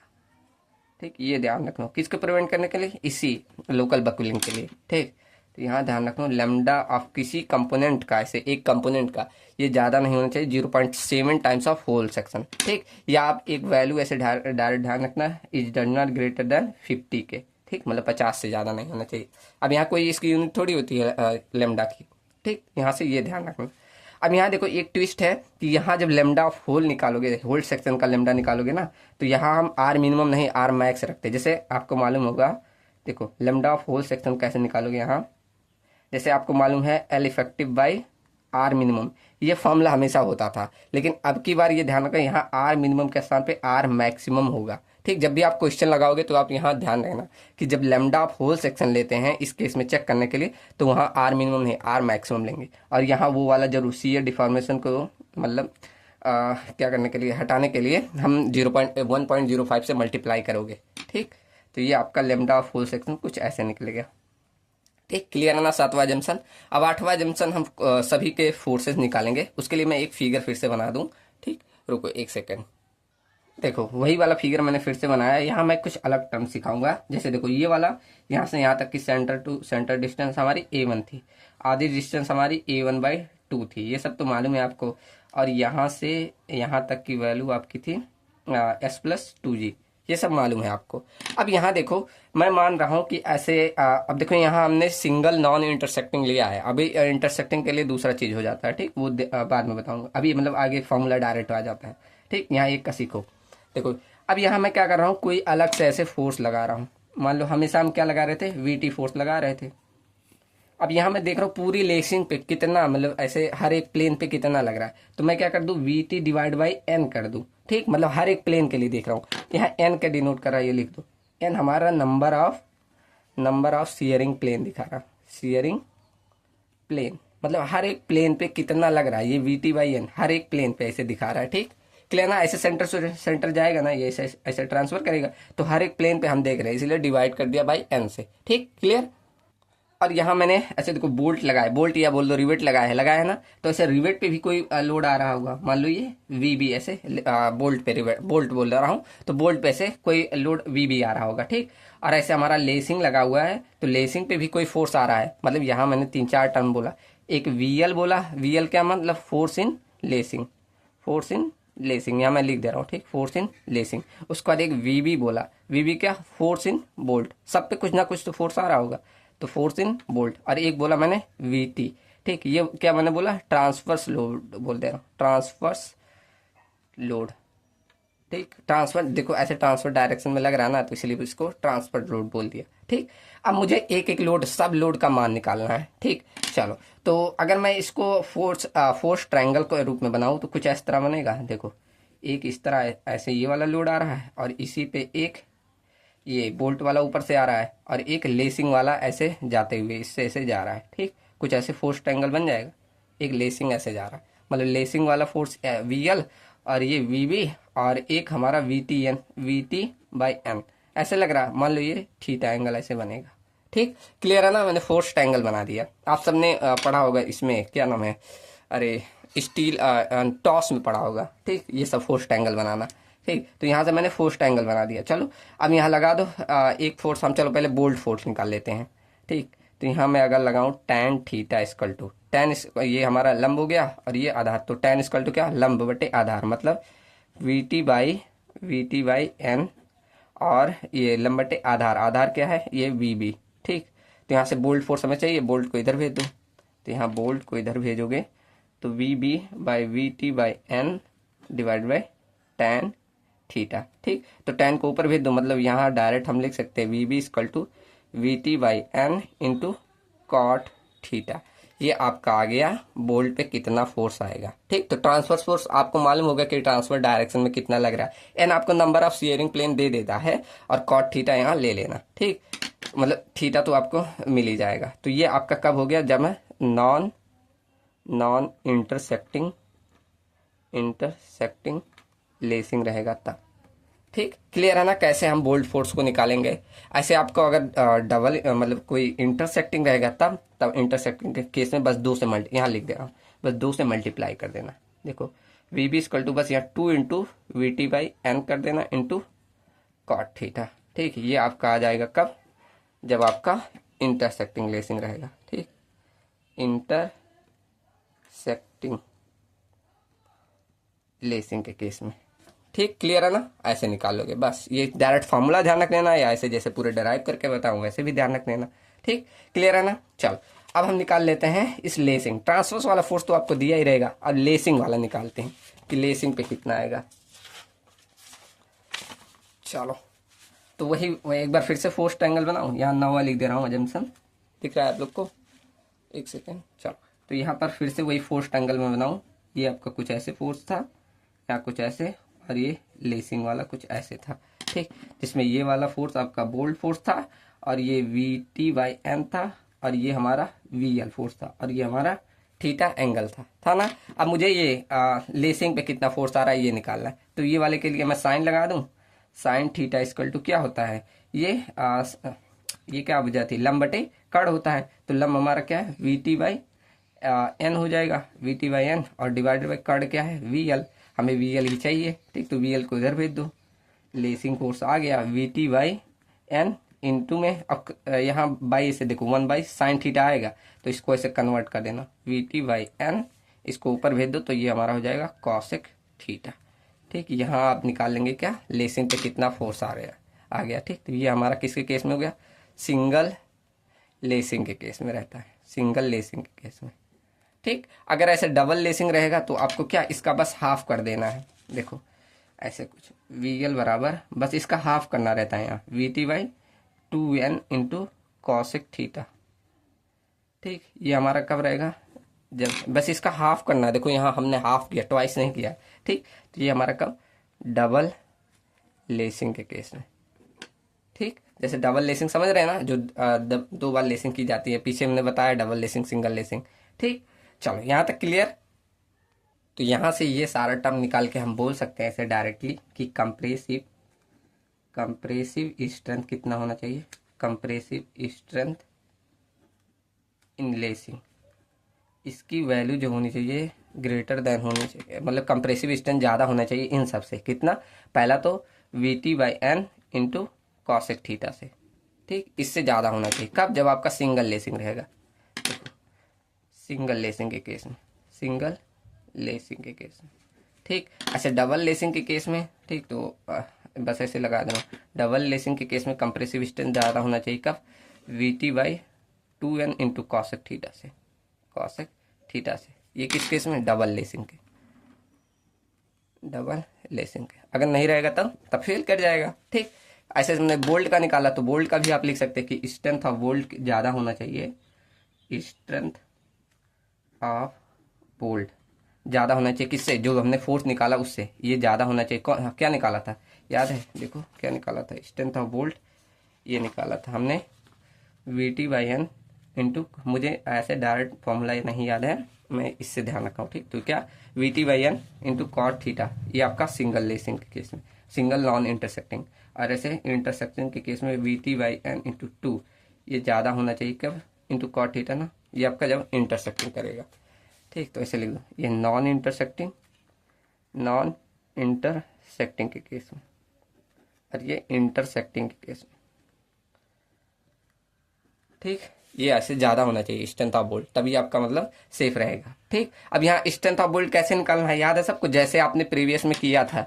जैसे देखो मैं एक बार लिख दूँ, चलो लिख दे रहा हूँ, बस ध्यान, रिवीजन हो जाएगा। अगर यहाँ आपको स्ट्रेंथ ऑफ बोल्ट, हर एक बोल्ट का स्ट्रेंथ निकालना होगा, कैसे निकालोगे, कैसे किया था हमने, पहली यूनिट में था ना, कैसे किए थे, minimum of bearing strength and shearing strength, ये लिए थे ना। ऐसे फॉर्मूला, फिर उसका फॉर्मूला लिखवाया था कि V D S B, design shearing strength equal to क्या लिखवाया था, F U B divide by √3 into gamma M B, bracket में N N into A N B plus में N S into A S B into में beta L J beta L G and beta P के।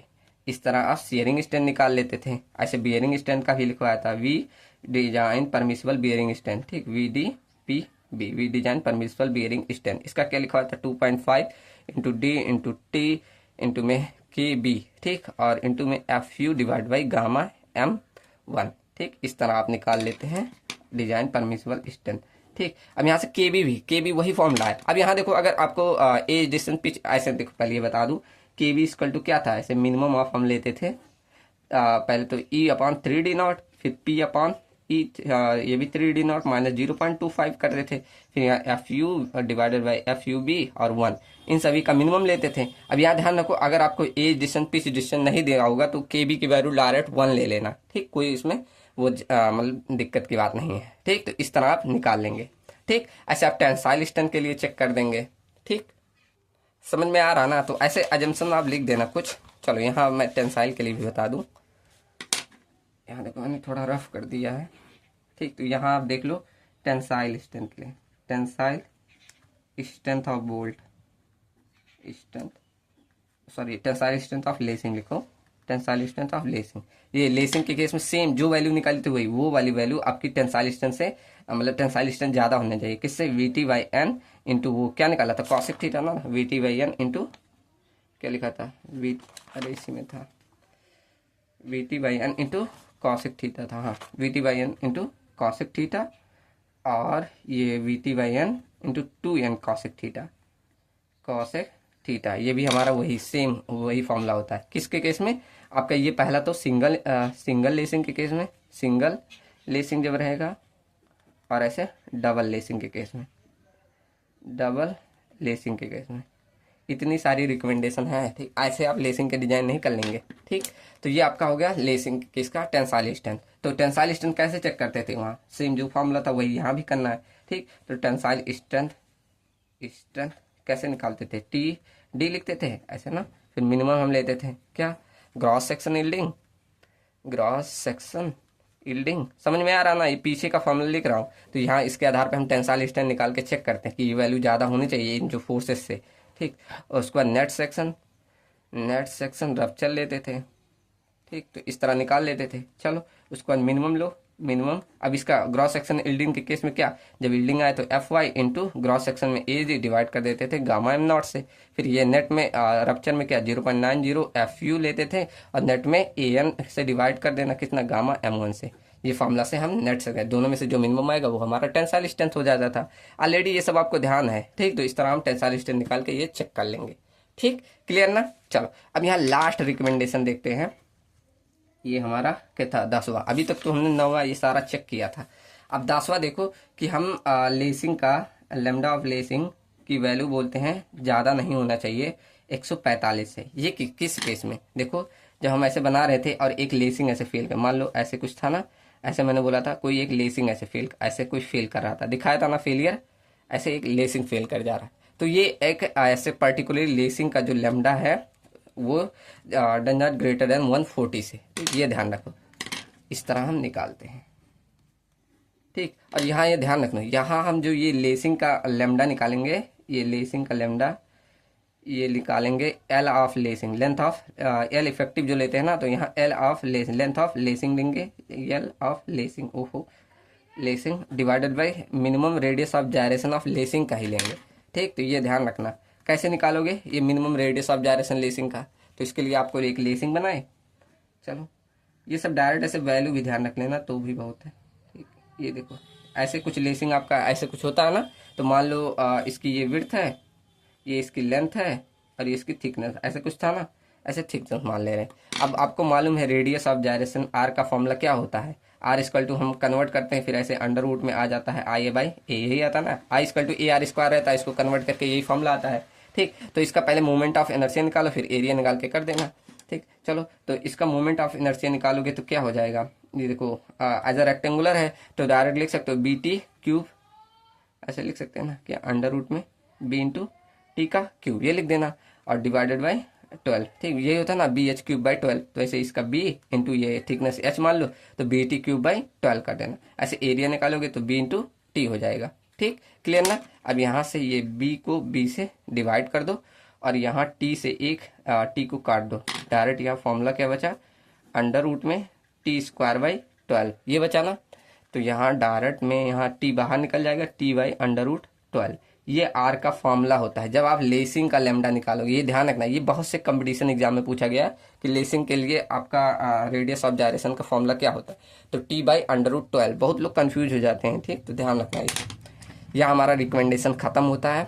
थोड़ा आपको ज़्यादा लगा होगा, लेकिन इसकी डिजाइनिंग भी वैसे बड़ी होती है। डिजाइनिंग का आपका बोला नहीं है, इसलिए मैं क्वेश्चन नहीं करवा रहा हूँ। हालांकि सारे रिकमेंडेशन मैंने बता दिए, अगर क्वेश्चन आएंगे तो आप लोग कर लेंगे, ठीक। अभी आपका बेटिंग बोल रहा हूँ, बैटेंस और आपका एक और बचा है स्प्लाइसेस, ठीक, कॉलम स्प्लाइसेस। ये 2 टॉपिक बचे, मतलब 2 लेक्चर और इसमें लगेंगे। उसको ना मैं मतलब डिजाइन भी पूरा बताते चल रहा हूँ, ठीक। अगर आपका एक्स्ट्रा भी पूछेगा तो आप लोग कर लेंगे, ठीक।